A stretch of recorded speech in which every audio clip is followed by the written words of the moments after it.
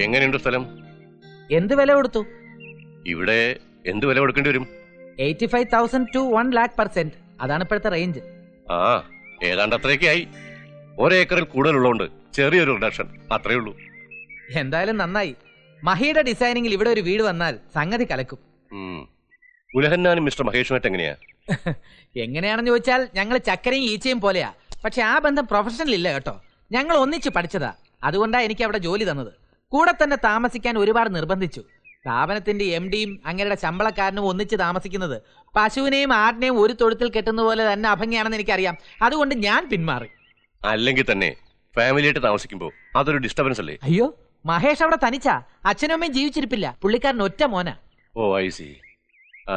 Mister ഉലഹന്നാന്റെ family നാട്ടിലാ. വൈഫിനെയും കൊണ്ടുവന്ന് നല്ലൊരു വീടെടുത്ത് താമസിക്കാൻ മഹി ഒരുപാട് നിർബന്ധിച്ചതാ.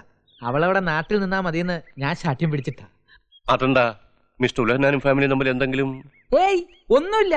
അവള് വന്നാലാണ് പ്രോബ്ലം. ഈ കണ്ണിനെ കയം കാണിക്കാൻ പാടില്ലെന്നല്ലേ പഴമക്കാർ പറയാറുള്ളത്. നാട്ടും പുറത്തായിട്ട് തന്നെ അവളുടെ ചെലവ് താങ്ങാൻ പറ്റുന്നില്ല.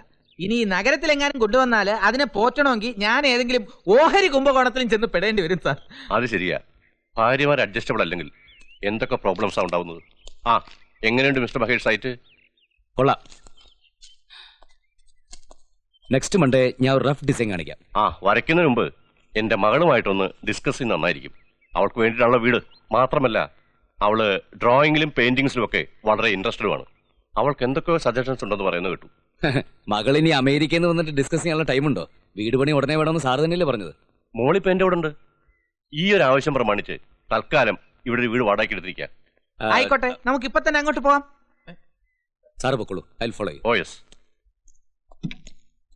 മഹി, ഈ സ്ഥലത്തിന്റെ ആംഗിൾ ഓഫ് എലിവേഷൻ അനുസരിച്ച് ഇതിന്റെ പ്ലിൻത്ത് ഏരിയയുടെ ഡെവലപ്മെന്റിന്റെ ഒരു ഡിസ്കഷനിൽ നിന്റെ സൂപ്പർവിഷൻ വേണ്ട. സൈറ്റ് സൂപ്പർവൈസറുടെ ഷൈൻ ജിയിലേക്ക് വീട് പണി തുടങ്ങിയിട്ട് മതി. പണി തുടങ്ങിയ പിന്നെ സിമെന്റിന്റെ ഇഷ്ടിയപ്പൊടിയുടെയും നടുവിൽ നിന്ന് എങ്ങനെ ഷൈൻ ചെയ്യുമെന്ന മഹി പറയുന്നേ? ഷർട്ട് മുഴുവൻ പൊടിയാവത്തില്ലേ? എന്നാ പിന്നെ ഒരു കാര്യം ചെയ്യ്, നാളെ മുതൽ നീ എന്റെ കസേര കയറി ഇരിക്കും. അങ്ങനെ ഒരു മോഹം എനിക്കില്ല. മഹി ഇല്ലാഞ്ഞപ്പോ ഇന്നലെയും കുറെ നേരം ഞാൻ ആ കസേര കയറി ഇരുന്നതാ. എന്നാ പിന്നെ ഇന്ന് കുറെ നേരം നീ ഇവിടെ നിൽക്ക്.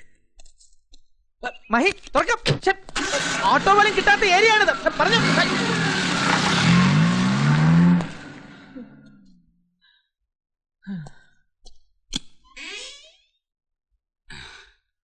ഡാഡി ആയിരുന്നോ? ഞാൻ കരുതിയ പിച്ചക്കാരനായിരിക്കുന്നു. അയാൾ വന്നില്ലേ? ഇല്ല. ഇവക്ക് പോർട്രേറ്റ് പെയിന്റിംഗ് പ്രാക്ടീസ് ചെയ്യാൻ ഞാൻ ഒരു പിച്ചക്കാരനെ ഏർപ്പാട് ചെയ്തിരുന്നു. 200 rupees കൊടുക്കാന്ന് പറഞ്ഞതാ. തെണ്ടി തിന്നുന്നവനെ തെണ്ടി തിന്നല്ലേ പറ്റൂ. പ്രശ്നമാക്കണ്ട, നമുക്ക് മറ്റൊരാളെ തപ്പാം. സോറി, പരിചയപ്പെടുത്തിയില്ലല്ലോ. ആർക്കിടെക്ട് മഹേഷ് ശിവനല്ലേ? ഹലോ. ഹായ്. നീ ആവശ്യപ്പെട്ട പോലെ ആളെ ഞാൻ നിന്റെ കസ്റ്റഡിയിൽ എത്തിച്ചിട്ടുണ്ട്. നിന്റെ വീട് എങ്ങനെ ഇരിക്കണമെന്ന് നീ തന്നെ തീരുമാനിക്കും.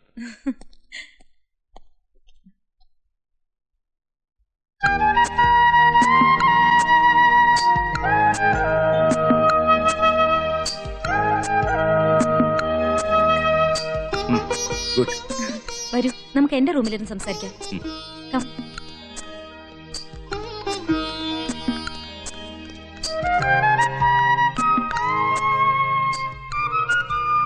മഹേഷ്, കയറി വരൂ.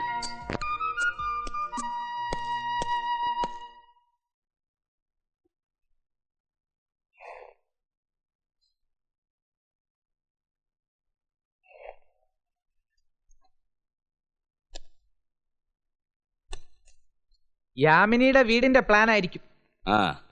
ഡിസ്കഷന്റെ വിശേഷമൊന്നും പറഞ്ഞില്ലല്ലോ. വളരെ ഹെൽപ്ഫുൾ ആയിരുന്നു. സ്വന്തം വീടിനെ കുറിച്ച് ഇത്രയും മുൻധാരണയുള്ള ഒരാളെ ഞാൻ ഇന്നേ വരെ കണ്ടിട്ടില്ല. ഓരോ മുറിയിലെയും പ്രോപ്പർട്ടീസിന്റെ പൊസിഷൻ വരെ ആ കുട്ടിയുടെ മനസ്സിൽ ഇപ്പോഴും ഉണ്ട്. എന്നാ പിന്നെ അവൾക്ക് തന്നെത്താനങ്ങ് പ്ലാൻ വരച്ചാ പോരാ. വിഡ്ഢിത്തം പറയാതറാ വിഡ്ഢി. അവനവന്റെ വീടിനെ കുറിച്ച് അവനവന് തന്നെ ഒരു ഐഡിയ വേണം. അല്ലാതെ എല്ലാ ആർക്കിടെക്റ്റിന്റെ ഇഷ്ടത്തിന് വിട്ടാ പിന്നെ എല്ലാ വീടും ഒരേപോലെ ഇരിക്കില്ലേ? She's very smart. ഏത് വിഷയത്തെ കുറിച്ച് ആ കുട്ടി എന്ത് ഭംഗിയായിട്ട് സംസാരിക്കുന്നറിയോ? മലയാളത്തിലാണോ അതോ മലയാളത്തിലാണോ അവള് സംസാരിച്ചത്? നല്ല ശുദ്ധ മലയാളത്തിൽ തന്നെ സംസാരിച്ചത്, അല്ലാതെ നിന്നെ പോലെ അങ്ങനെയല്ല. ഏതായാലും റഫ് ഡിസൈൻ കാണിക്കാൻ പോകുമ്പോ ഞാൻ കൂടെ വരാം. നല്ല മലയാളം കേട്ടിട്ട് നാളെ കുറയായി. അത് ഞാൻ നിന്നോട് അങ്ങോട്ട് പറയാൻ വരികയായിരുന്നു. നീ അങ്ങോട്ട് വരണ്ട. കാലത്ത് സൈറ്റിൽ പോകാനുള്ള, പോയി കിടന്നുറങ്ങാൻ നോക്കടാ. ഇയാൾ ഇതെന്ത് പ്ലാനാ വരച്ചു വെച്ചിരിക്കുന്നത്? ആംഗിൾ ഓഫ് എലിവേഷൻ ഒന്നും ഒട്ടും ശരിയല്ല. ഞാനാണെങ്കിൽ ഡയമെൻഷൻ പോയില്ലേ? പോവാ. ഓ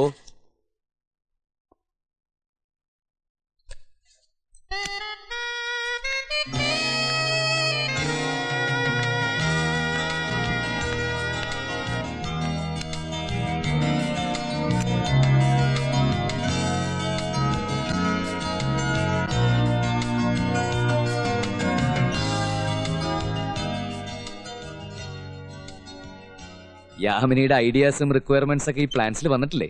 ഷുവർ. സത്യം പറഞ്ഞ എന്റെ ഭാവനയ്ക്ക് ഇത്ര സൗന്ദര്യം കൈവരുമെന്ന് ഞാൻ കരുതിയതേ ഇല്ല. ഐഡിയ മുഴുവൻ യാമിനിയുടേതാണ്. ഞാൻ അതിനൊരു മെഷർമെന്റ് നൽകിയെന്നേ ഉള്ളൂ. നോ നോ, എന്റെ വീട് എങ്ങനെയായിരിക്കണമെന്ന് മഹേഷ് എനിക്ക് കാണിച്ചു തന്നിരിക്കുന്നു. ഏതാ സെലക്ട് ചെയ്തെന്ന് പറഞ്ഞില്ല.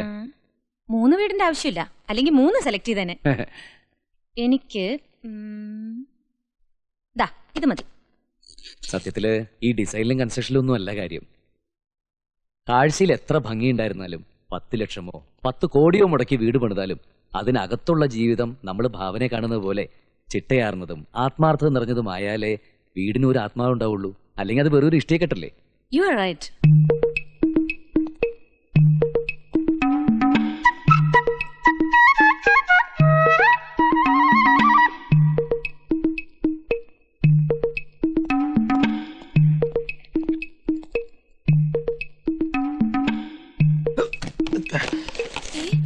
മഹിക്ക് ഇത് വേണോന്ന്. യാമിനി മേനോനല്ലേ? അതെ. ഞാൻ ഉലഹന്നാൻ. ഫാദറിന്റെ പേര് യോഹന്നാൻ. ഇവിടത്തെ സൈറ്റ് സൂപ്പർവൈസറാ. ഡാഡിയോട് ചോദിച്ചാൽ എന്നെ കുറിച്ച് അറിയാൻ പറ്റും. ഡാഡി പറഞ്ഞിട്ടുണ്ട്. കണ്ടാ ഇപ്പൊ എങ്ങനെയുണ്ട്? ഞാൻ പറഞ്ഞില്ലേ യാമിനിക്ക് എന്നെ അറിയാൻ പറ്റുമെന്ന്. നീ ഇപ്പൊ എന്തിനാ ഇങ്ങോട്ട് വന്നത്? ഞാൻ വിളിച്ചില്ലല്ലോ. ഈ ബ്ലൂ പ്രിന്റ് പാർട്ടിക്ക് കൊടുത്തേക്കട്ടെ എന്ന് ചോദിക്കാൻ. അത് ഞാൻ ഭാമയെ അറിയിച്ചിട്ടുണ്ട്. എന്നിട്ട് ഭാമ എന്റെ അടുത്ത് അതിനെ കുറിച്ചൊന്നും പറഞ്ഞില്ലല്ലോ. May be communication mistake. Okay, നിങ്ങൾ സംസാരിച്ചിരിക്കും. എന്തെങ്കിലും ആവശ്യം ഉണ്ടെങ്കിൽ ഞാൻ വിളിക്കാം. എന്തെങ്കിലും ആവശ്യം ഉണ്ടെങ്കിൽ എന്നെ വിളിച്ചാൽ മതി. നീ പോയി 2 ചായ കൊണ്ടുവരാൻ ഓഫീസ് പോയി ഏർപ്പാട് ചെയ്യാം. Carry on, right?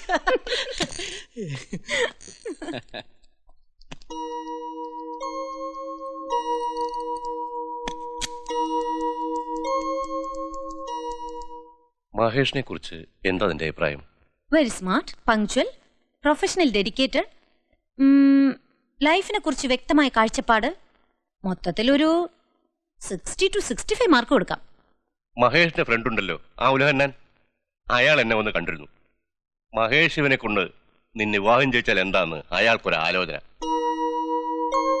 ഡാഡി എന്ത് പറഞ്ഞു? നിന്നോട് ചോദിച്ചിട്ട് അറിയിക്കാന്ന്. മഹേഷിനെ കുറിച്ച് കൂടുതലൊന്നും ഞാൻ അന്വേഷിച്ചിട്ടില്ല. പരിചയപ്പെട്ടിടത്തോളം പ്രൊസീഡ് ചെയ്യാൻ കൊള്ളാവുന്ന എനിക്ക് തോന്നുന്നത്. എന്താ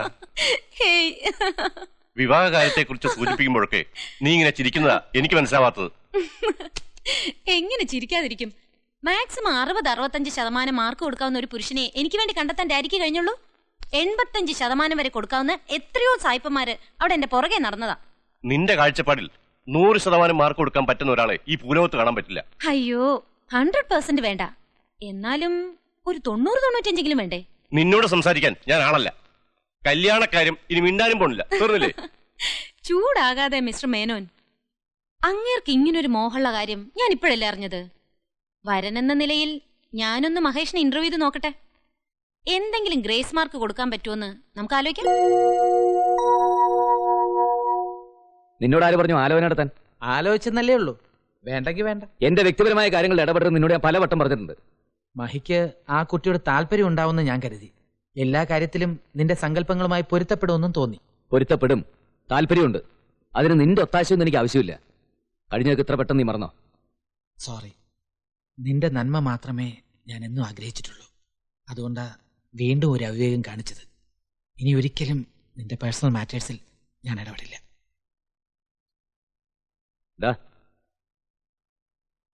മേനോനോട് എല്ലാ കാര്യങ്ങളും പറഞ്ഞോ? സാവധാനം പറയാമെന്ന് കരുതി. എത്രയായാലും കുറെ ഉയർന്ന ചിന്താഗതിക്കാരല്ലേ, അവർക്കതൊരു പ്രശ്നമാവില്ലെന്ന് എനിക്ക് തോന്നുന്നു.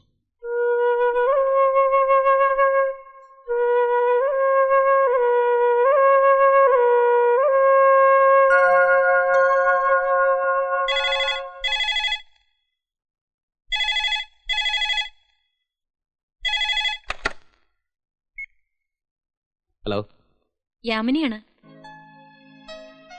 മഹേഷിന്റെ ഒരു ഫയൽ എന്റെ മനസ്സിന്റെ മേശപ്പുറത്ത് പരിഗണന കാത്തു കിടക്കുന്നു. ക്വറി എന്തെങ്കിലും എഴുതുന്നതിന് മുമ്പ് നേരിട്ടൊന്ന് സംസാരിക്കണം. എപ്പോഴാ സൗകര്യം? അതൊരിക്കലും സാങ്ഷൻ ആവാൻ സാധ്യതയില്ലാത്തൊരു ഫയലാ. തിരിച്ചയച്ചോളൂ. എന്താ പ്രോബ്ലം? ഞാൻ വിവാഹിതനാണ്. I am already married.